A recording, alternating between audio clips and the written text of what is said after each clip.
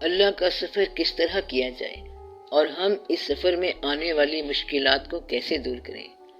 وہ انسان جو دوڑتا پھرتا ہے، اگر سو جائے تو غافل ہو جاتا ہے، بندہ وہی ہوتا ہے، لیکن زندہ ہو تو زندگی، اور اگر مر جائے تو میت کہلاتا ہے۔ اگر رونے لگ جائے تو غمگین، اور ہنسنے لگ جائے تو شادمان کہلاتا ہے۔ اگر انسان اپنے کسی بھی سفر پر توجہ نہ کرے تو اس سفر سے بے راہ یا گمراہ ہو جاتا ہے۔ ہر سفر کو ایک توجہ چاہیے۔ کچھ لوگ اپنے سفر کے ذریعے اللہ تک رسائی حاصل کر لیتے ہیں۔ اللہ ایسی رسائی والے کو چھپاتا نہیں ہے۔ یہ اللہ کی مہربانی ہے کہ اس نے آپ کو انسان بنایا، دیکھنے والا بنایا، سننے والا بنایا، سوچنے والا بنایا۔ اب اس کا شکر ادا کرو۔ یہ اللہ کا احسان ہے کہ اس نے آپ کے دیکھنے کے لیے کل کائنات بنائی۔ آپ کو ہر چیز بغیر تقاضے کے ملی ہے۔ تقاضے کے بغیر آپ کو اسلام عطا فرمایا، آپ پر اپنی رحمتیں نازل فرمائی، بلکہ آپ کے مانگے بغیر آپ کا رابطہ رحمت للعالمین صلی اللہ علیہ وسلم سے کرایا۔ اب اللہ کو کیا ضرورت ہے کہ اپنے تک رسائی کرنے والے کو چھپا کے رکھے۔ یہ آپ ہیں جو استقامت نہیں رکھتے اور چلتے چلتے ادھر ادھر ہو جاتے ہیں۔ جس سفر میں آپ کنسنٹریشن یا توجہ چھوڑ دیں تو اس راہ میں آپ بے راہ ہو جاتے ہیں۔ ایک مرتبہ صحابہ کرام رضی اللہ تعالیٰ عنہ نے حضور پاک صلی اللہ علیہ وسلم سے سوال کیا کہ یا رسول اللہ صلی اللہ علیہ وسلم، ہم دین سے کیسے اور کتنی محبت کریں؟ آپ صلی اللہ علیہ وسلم نے فرمایا، دین سے اتنی محبت کرو جتنی دنیا دار دنیا سے کرتا ہے۔ دنیا دار دنیا بنانے کا کوئی موقع نہیں چھوڑتا، اور تم اپنے دین کے لیے کوئی موقع نہ چھوڑو۔ تو بات اتنی ساری ہے کہ دنیا دار ہر موقع پر اپنی دنیا بناتا ہے، کیونکہ اس کا مزاج ہی دنیا ہے۔ اللہ تعالیٰ فرماتا ہے وَمِنْكُمْ مِنْ يَرِدُ الدُّنْيَا، تم میں سے لوگ ہیں جو دنیا کے طلبگار رہیں گے، اور وَمِنْكُمْ مَنْ يَرِدُ الْآخِرَةَ، اور تم میں سے لوگ ہیں جو آخرت کے طلبگار ہوں گے۔ آخرت کے طلبگار کا مطلب ہے دین کا طلبگار ہونا۔ یہ طلبگاری سرسری نہیں ہونی چاہیے، بلکہ جس توجہ سے دنیا دار اپنی دنیا بنانے میں مہم اور مصروف ہے، اسی طرح دیندار اپنے دین کو بنانے میں مہم اور مصروف ہونا چاہیے۔ روحانیت زندگی سے کوئی الگ شعبہ نہیں ہے کہ آپ تسبیح بیان کرو، شکر کرو یا وظیفہ پڑھو۔ اگر آپ دنیا سے توجہ ہٹا کر دین کی طرف لگا لیں تو آپ دیندار ہو جائیں گے۔ کچھ لوگ خوف کی نماز پڑھتے ہیں جس میں اللہ کا خوف، دوزخ کا خوف اور دنیا کا خوف شامل ہے۔ کچھ لوگ شریعت کی نماز پڑھیں گے کیونکہ شریعت کا حکم ہے۔ بہت کم لوگ ایسے ہیں جو صرف خدا کی خوشنودی کے لیے نماز پڑھیں گے۔ شریعت ایک نظام ہے اور اللہ ایک ذات ہے۔ نظام کسی وقت خاموش ہو جاتا ہے لیکن ذات خاموش نہیں ہوتی۔ اگر آپ اکیلے بیٹھے ہوں تو نظام تو آپ کو کچھ نہیں کہے گا۔ نظام نے تو اذان، نماز، روزہ، حج اور زکوٰۃ سب طے کر دیے ہیں۔ اس کے علاوہ نظام خاموش ہے۔ کچھ کھانے میں یا کچھ پہننے میں فارمولہ آپ پر زیادہ زور نہیں دے گا، لیکن جس وقت آپ اللہ کی طرف رجوع کر رہے ہوں تو آپ کو یہ خیال ہونا چاہیے کہ اللہ تنہائی میں بھی ہے، محفل میں بھی ہے، دولت میں بھی ہے، غریبی میں بھی ہے، پاکیزگی میں بھی ہے، اور آپ کی غیر پاکیزہ زندگی میں بھی ہے۔ وہ کائنات کا مالک ہے، خیر و شر دونوں اس کی طرف سے ہیں۔ اللہ تعالیٰ سے آپ کا کوئی حال مخفی نہیں ہے، اور آپ کی کوئی حالت ایسی نہیں ہے جب آپ اللہ تعالیٰ سے ڈسکنیکٹ ہوں۔ اللہ تعالیٰ سے آپ کا کنیکشن ہر حال میں بحال رہتا ہے اور رہنا بھی چاہیے۔ فارمولہ یا ڈسپلن یا نظام جہاں پر ہے اپنی جگہ صحیح ہے۔ اس ڈسپلن کے علاوہ بھی جو نظام ہے وہ اللہ تعالیٰ کا اپنا ہے۔ اگر آپ کی تنہائی میں اور آپ کے دل میں کوئی بدی آ رہی ہے تو یہاں شریعت کی پکڑ نہیں ہے، لیکن یہاں اللہ کی گرفت آئے گی، کیونکہ اس نے اعمال کو نیت پر مقرر کر رکھا ہے۔ نیت کا فارمولہ نہیں ٹوٹ سکتا۔ اگر دو آدمی بیک وقت نماز پڑھ رہے ہوں اور ایک آدمی کی نیت بد ہو اور دوسرے کی صحیح ہو تو آپ فارمولے کے ذریعے کیسے معلوم کرو گے کہ کس کی نماز صحیح ہے؟ یہ تو پتہ نہیں چل سکتا۔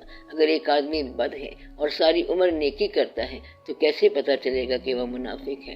منافق وہ ہوتا ہے جو نیکوں میں بھی نظر آئے اور بد لوگوں میں بھی نظر آئے، مومنوں میں بھی پایا جائے اور کافروں میں بھی پایا جائے، دونوں میں مشہور ہونا چاہیے اور جس کا رابطہ دونوں سے ہو تو منافق بھی نیکی میں شامل ہوگا بلکہ نمایاں ہوگا، لیکن اس کے دل میں نیکی وارد نہیں ہوگی۔ وہ حضور پاک صلی اللہ علیہ وسلم کی شان میں قصیدہ بھی لکھے گا لیکن دل سے کبھی قبول نہیں کرے گا۔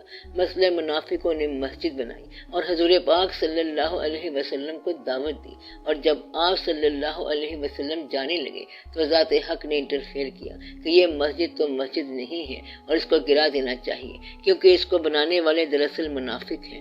منافقوں کی تعریف اللہ نے یہ بتائی ہے کہ اگر وہ کلمہ پڑھیں تو بھی جھوٹ ہے۔ اللہ تعالیٰ نے فرمایا کہ اے اللہ کے رسول صلی اللہ علیہ وسلم، جب منافق آپ صلی اللہ علیہ وسلم کے پاس آتے ہیں تو کہتے ہیں کہ ہم گواہی دیتے ہیں کہ آپ صلی اللہ علیہ وسلم اللہ کے رسول ہیں، تو میں تو جانتا ہوں کہ آپ اللہ کے رسول ہیں، لیکن میں گواہی دیتا ہوں کہ یہ جھوٹ کہتے ہیں۔ گویا کہ منافق اگر سچی بات کرے تب بھی جھوٹ ہے۔ یہاں پر کلمہ پڑھنے والا چونکہ منافق نکل آیا تو یہاں آ کے فارمولہ فیل ہو جاتا ہے۔ یہاں پر کلمہ تو سچا ہے لیکن پڑھنے والا جھوٹا ہے۔ اس مقام پر ضرورت پڑتی ہے کہ فارمولے کے علاوہ بھی کوئی بات ہو، کیونکہ جب جھوٹا آدمی سچا کلمہ پڑھے تو بھی جھوٹ ہے، اور اگر جھوٹا آدمی سچا قرآن پڑھے تب بھی جھوٹ ہے۔ ہر چند کے قرآن سچا ہے، لہٰذا مختلف مواقع پر اگر دو باتیں کوئی سے دو مختلف آدمی کر رہے ہوں تو ان میں فرق ہو سکتا ہے۔ ایک نماز اگر دو آدمی پڑھ رہے ہوں تو ان میں فرق ہو سکتا ہے، ایک کلمے کو دو آدمی پڑھ رہے ہوں تو ان میں فرق ہو سکتا ہے۔ اس فرق کو آپ فارمولے کے ذریعے معلوم نہیں کر سکتے، بلکہ اس فرق کو آپ صرف حقیقت کے ذریعے معلوم کر سکتے ہیں اور ذات کے ذریعے معلوم کر سکتے ہیں۔ تو ذات سے جب تعلق ہو تو اس تعلق میں وحویت ہونی چاہیے اور کنسنٹریشن ہونی چاہیے۔ آپ کی محویت ہی آپ کے سفر کی ضمانت ہے، اس میں کوئی نیا فارمولہ نہیں ہے۔ مثلا داتا صاحب رحمۃ اللہ کا عرس شروع ہوتا ہے تو آدھے لوگ تو بھاٹی گیٹ کی مٹھائیوں تک ہی رہ جاتے ہیں، رونق، میلہ، چائے، باتیں، ملاقاتیں، اور آگے دربار کی طرف نہیں جاتے۔ کچھ لوگوں نے اور واقعات کیے، کچھ عزیز میاں کے حوالے ہو گئے اور کچھ نصرت فتح علی قوال کے حوالے۔ قوالوں نے قول کہنا ہے، لکھنے والا اور ہے اور کہنے والا اور ہے، اور اس قابل غور ہے۔ کچھ لوگ لنگر اور کھانے پینے میں مشغول ہو گئے۔ جس بزرگ کا عرس ہو رہا ہے یہ لوگ اس کی سوانح حیات سے بے خبر ہیں، اس کی کتاب سے بے خبر ہیں۔ کتنے لوگ ہیں جنہوں نے کشف المحجوب پڑھی ہے اور ان کو داتا صاحب رحمۃ اللہ کی ذات سے تعارف ہے۔ داتا صاحب رحمۃ اللہ اگر خود بھی آ جائیں تو وہ کہیں گے کہ ان لوگوں میں سے میرے پاس تو ایک بھی نہیں آیا۔ سب لوگ باہر کھڑے نعرے لگا رہے ہوتے ہیں، اس آدمی کے پاس نہیں جاتے جس کا نعرہ لگا رہے ہوتے ہیں، جس کا کلمہ پڑھتے ہیں، اس کے تقرب میں اکثر لوگ نہیں جاتے۔ جس اللہ کو اللہ کہتے ہیں اس کے پاس اکثر لوگ نہیں جاتے۔ اس اللہ کے نام پر غریب کو کھانا کوئی نہیں کھلاتا۔ اگر جائز کمائی ہو تو لنگر پکانے سے بہتر کوئی شے نہیں ہے، اس سے بہتر کوئی شے نہیں ہے کہ آپ اپنی جائز کمائی غریبوں کو کھلاتے ہیں۔ یہ تو سخاوت ہے اور اللہ والا کام ہے۔ اگر ناجائز کمائی آپ لنگر کے نام پر لگا رہے ہیں تو پھر اس میں دقت آئے گی، اور آپ اس بزرگ کے بتائے ہوئے راستے پر بھی نہیں چلتے جس کام کے لیے وہ تشریف لائے۔ اگر اللہ والے سادہ زندگی گزارتے تھے اور آپ ان کے مزار کو سادگی سے باہر نکال دو تو یہ ان کا منشا کبھی نہیں ہوگا۔ ہوا یہ کہ بعد کے لوگوں نے ہمیشہ پرانے لوگوں کو ان کی زندگی کی طرز سے ہٹا کر ایک نیا حیولہ بنا دیا۔ آج تک کسی نے ایسا نہیں کیا کہ کشف المحجوب کو آسان کر کے ایسا لکھ دے تاکہ بچوں اور بوڑھوں سب کو سمجھ آ سکے کہ داتا صاحب رحمۃ اللہ کی کتاب میں کیا لکھا ہوا ہے۔ اس کتاب کو عام فہم بنانا چاہیے۔ مثلا توحید کا بیان ہے تو یہ سب کو سمجھ آ سکے کہ داتا صاحب رحمۃ اللہ نے اس بارے میں یہ پوائنٹس لکھے ہیں۔ ایک مرتبہ داتا صاحب نے اپنے مرشد سے پوچھا کہ کچھ توحید کے بارے میں فرمائیں۔ ان کے مرشد نے کہا کہ کسی دن بتائیں گے۔ کچھ عرصہ بعد داتا صاحب رحمۃ اللہ اپنے مرشد کے ساتھ حج پر گئے۔ کچھ آدمی اور بھی ساتھ تھے، پیدل چلتے گئے۔ ایک دن ایک جگہ بیٹھے ہوئے تھے کہ گھوڑے پر سوار ایک بزرگ آئے۔ وہ داتا صاحب رحمۃ اللہ کے پیر صاحب کے پاس گئے، سلام دعا ہوئی اور انہوں نے پیر صاحب سے کچھ کہا اور پیر صاحب نے انہیں کچھ کہا اور پھر وہ بزرگ واپس چلے گئے۔ داتا صاحب رحمۃ اللہ نے اپنے مرشد سے پوچھا کہ یہ کون شخص تھے، تو انہوں نے فرمایا کہ یہ تمہارے توحید والے سوال کا جواب تھا۔ داتا صاحب رحمۃ اللہ نے پوچھا کیسے؟ انہوں نے کہا یہ تھے خضر علیہ السلام اور یہ کہہ رہے تھے کہ اگر اجازت ہو تو ہم بھی آپ کے ساتھ حج کو چلیں، لیکن میں نے کہا کہ ہمارے ساتھ نہ چلیں۔ انہوں نے کہا کہ اس کی کیا وجہ ہے؟ پیر صاحب نے کہا کہیں ایسا نہ ہو کہ ہم خدا کے خیال کو چھوڑ کر آپ کے خیال میں گم ہو جائیں، تو یہ توحید ہوتی ہے۔ توحید یہ ہوتی ہے کہ منزل کا ایسا خیال ہو کہ راہ سے بے خبر ہو جاؤ تو آپ راستے میں گم نہ ہونا۔ اگر آپ توجہ کریں تو سارا واقعہ ٹھیک ہو جاتا ہے۔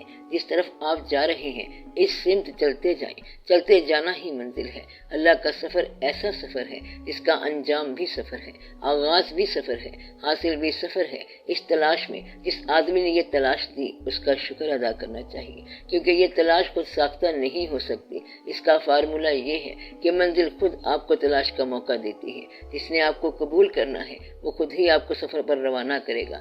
سفر پر روانہ کرنے والا اور آپ کے ساتھ چلنے والا ہی منزل پر آپ کا استقبال کرے گا۔ ادھر سے آپ کو روانہ کرتا ہے اور وہاں پہ آپ کا استقبال کرتا ہے۔ ادھر سے پیغمبروں کو تکلیف میں ڈالتا ہے اور پھر کہتا ہے کہ تمہیں پیغمبر بنایا ہے، تم پر سلام ہو اور درود ہو۔ اللہ کا فرمان ہے کہ سلام علی نوح اور سلام علی ابراہیم۔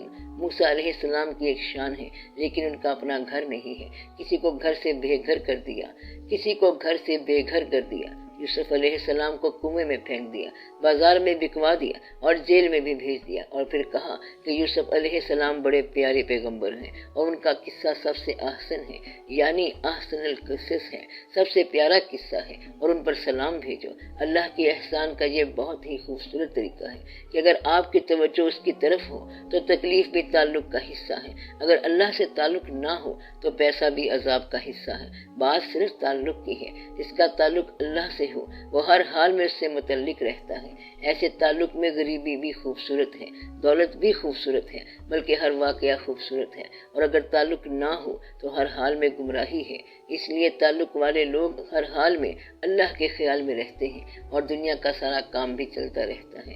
آپ لوگ توجہ رکھو تو اسی دنیا میں سیریس ہونے کا بڑا موقع ہے، اور اگر آپ توجہ نہ رکھو تو یہ دنیا سیریس ہونے والی نہیں ہے۔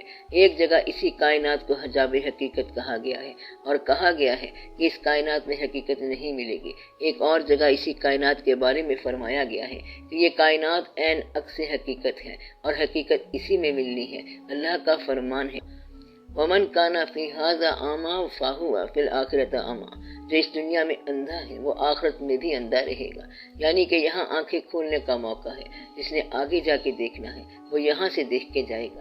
اسی کائنات میں سارا راز ہے اور اسی کائنات میں کوئی راز نہیں ہے، یعنی غافل کے لیے ساری کائنات حجاب ہے اور جاگنے والے کے لیے ساری کائنات انکشاف ہے۔ بات ساری آپ کی اپنی ہے، آپ اپنی غفلت سے نکلو۔ یہ نہیں ہے کہ آپ کو کوئی فقیری مل گئی ہے یا کوئی روحانیت مل گئی ہے، صرف یہ ہونا چاہیے کہ آپ میں استقامت پیدا ہو جائے کہ جو کام ہو رہا ہے وہ اللہ کی طرف سے ہو رہا ہے۔ آپ زندگی پر راضی رہنا شروع کر دو۔ جو شخص زندگی پر راضی ہے وہ اللہ پر راضی ہے اور اللہ اس پر راضی ہے۔ کہتے یہ ہیں کہ جس پر اللہ راضی ہو وہ اللہ پر راضی ہو جاتا ہے۔ گلا شکوہ شکایت اور اس فانی زندگی کا کوئی پروگرام نہیں ہوتا۔ پروگرام وہ رکھے جس کو اختیار ملے۔ اس فانی زندگی کے پاس کیا پروگرام ہو سکتا ہے؟ کسی وقت بھی غبارے سے ہوا نکل سکتی ہے۔ تو اللہ کے راستے پر چلنے والے اللہ کے پروگرام پر چلتے ہیں اور اپنا پروگرام نہیں رکھتے۔ آپ اگر توجہ رکھو اور اللہ کے خیال میں رہو تو اس کائنات میں آپ کو وہ واقعہ مل جائے گا، ورنہ انسان ساری عمر سفر کرتا رہتا ہے لیکن منزل سے رہ جاتا ہے۔ باقی یہ بات کہ فیض کیسے ملتا ہے، تو اگر کسی جگہ پر بہت بڑے بزرگ نیکی اور عبادت میں مشغول ہیں اور ان کا بڑا بلند مقام ہے تو اس بلند مقام پر ان کو جو باورچی کھانا پکا کے دے رہا ہے اس کا بھی ایک مقام ہے، حالانکہ اس کے آستانے کے اندر ہونے والے عمل میں شمولیت نہیں ہے، لیکن کھانا اس کے بغیر نہیں چلتا۔ ایسے شخص کی اگرچہ خیال میں شرکت نہیں ہوتی لیکن خیال والوں کے حال میں شرکت ہوتی ہے۔ جو خیال والوں کے حال میں شامل ہوتا ہے وہ بھی شامل ہوتا ہے۔ ذوق خیال صرف توجہ والوں کو ملے گا، اس لیے اپنے آپ کو تیار کرنے کے لیے ضروری ہے کہ بہت سے سرسری خیالات کو چھوڑ دیا کرو۔ کہتے یہ ہیں کہ جو آپ کا آخری سانس کے وقت خیال ہوگا اسی خیال میں آپ اٹھیں گے، تو خیال کو آزاد رکھو، اللہ کی طرف رکھو، پھر آپ کو بات سمجھ آئے گی۔ آپ اپنے خیال کی اصلاح کرو تو اسی کا نام فقیری ہو جاتا ہے۔ یہی آدمی پہنچا ہوا آدمی بن جاتا ہے، یہی آدمی بزرگ ہو جاتا ہے۔ اگر تانبے کے اندر سے کوڑ نکل جائے تو یہی سونا ہے۔ ریت وجود تیرے وچ سونا تے تینوں نظر نہ آوے، ہنجواں دا گت پانی تے ریت مٹی رڑ جاوے۔ تمہارے وجود کی ریت میں سونا ہے، اگر آنسوؤں کا پانی ڈالو تو ریت اور مٹی بہہ جائیں گے اور انسان صاف ہو جائے گا۔ یہ انسان اگر مسجد میں چلا جائے تو نمازی ہو جاتا ہے، حج پر چلا جائے تو حاجی ہو جاتا ہے، آپ کے خیال کی اصلاح ہو جائے تو آپ مفکر بن جاتے ہیں، اگر آپ ہر وقت اللہ کے خیال میں رہو تو آپ اللہ والے بن جاؤ گے۔ یہ کوئی دقت والی بات نہیں ہے، اللہ کا سفر اتنا مشکل بھی نہیں ہے، اللہ والے کوئی الگ مخلوق نہیں ہے۔